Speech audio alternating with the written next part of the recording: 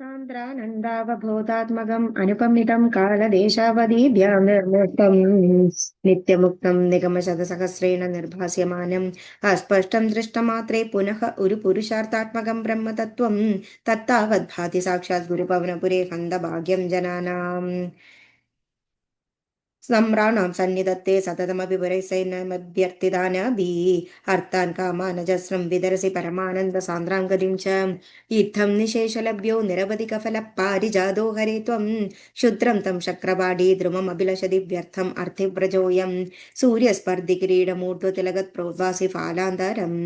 कारुण्याकुलनेत्रमात्रहसितोल्लौसां तु न सापुडं गण्ढ्योदन्मकराभकुण्डलयुगं कण्डोज्ज्वलत्कौस्तुभम् त्वद्रूपं वनमाल्यकारपडल श्रीवत्सदीप्रं भजे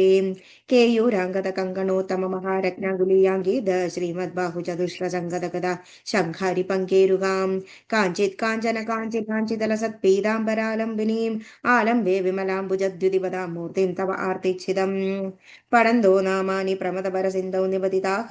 स्मरन्तो रूपं ते परतकथयन्तो गुणगदाकां चरन्तो ये भक्ता त्वयि खलु रमन्ते परममुन् अहं धन्यान् मन्ये समधिगत सर्वाभिलषितन् विधूय क्लेशान् मे कुरु चरणयुग्मं धृतरसं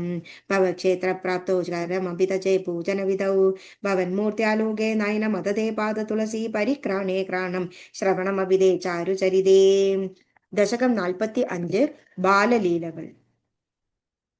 अयि सबलमुरारे पाणिजानुप्रचारैः किमपि वनभागान् भूषयन्तौ भवन्तौ चलितचरणकञ्जौ मञ्जुमञ्जीरशिञ्जाश्रमणकुदुःखभाजौ चेरुतुश्चात्तु वेगात् मृदु मृदु विहसन्तौ उन्मिषन्दन्दबन्धौ वदनपतितकेशौ दृश्यपादां च देशौ भुजगलितकरान्दव्यागलगत् कङ्कणाङ्गौ मदिं मकरदमुच्चैः पश्यतां विश्वनृणाम् अनुसरति जनौके कौतुकव्याकुलाक्षे किमपि कृतनिनादं व्याहसन्तौ द्रवन्तौ वलितवदनपद्मं पृष्ठदो दष्टदृष्टि किमिव न विददादे कौतुकं वासुदेव द्रुतगतिषु पतन्तौ उत्थितौ लिप्तपङ्गौ दिवि मुनिभिरपङ्गे सस्मितं वन्द्यमानौ द्रुतमदज्जननीभ्यां सानुकम्बं गृहीतौ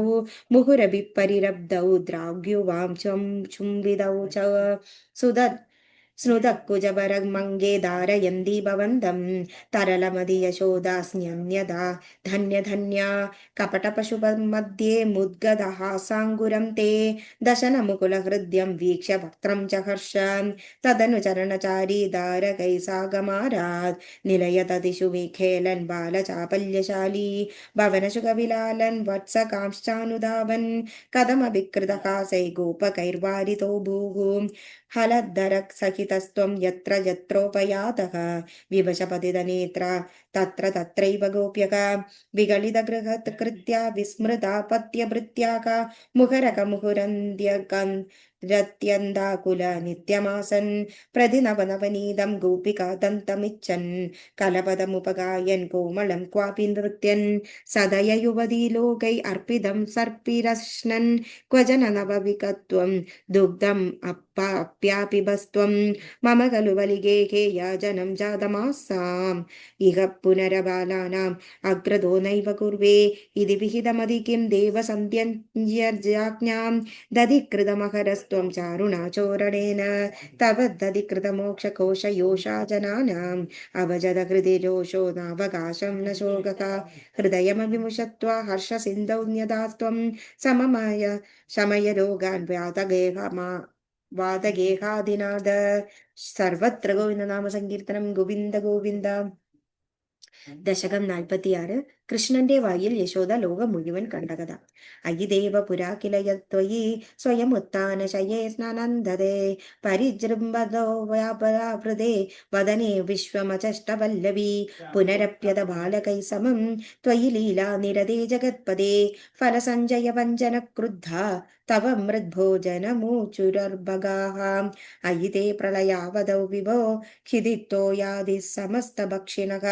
മൃദുപാശനദോരുജാ भवेत् इति भीता जननी चुकोपसा। अयि दुर्विनयात्मकत्वया किमु मृत्सा बदवत्स विदक्षिता इति मातृगिरं चिरं विभो विददां त्वं प्रतिजज्ञिषेत् हसन्। अयि ते खगलैर्विनिश्चिते विमतिश्चेद्वदनं विदार्यताम् इति मातृविभत्सितो मुखं विकसत्पद्मनिभं व्यधारयः अभिमृदुदर्शनोत्सुकां जननीं तां बहुतर्पयन्निव। पृथिवी निखिलां न केवलं भुवनान्यप्यखिलान्यदीदृशः कुहचिद्वनमम्बुदि क्वचित् क्वचिभद्रं कुहचिद्रतातलं मनुजादनुजा क्वचित् सुराः ददृशे किं न तदा त्वदानने कलशाम्बुदिशायिनं पुनः परवैकुण्ठपदादिवासिनं स्वपुरश्च निजार्भगात्मकं कदिदा त्वां न ददर्श सामुखे विकसद्भुवने मुखोदरे ननु भूयोऽपि तदा विधाननः अनया सुरमीक्षितो भवान्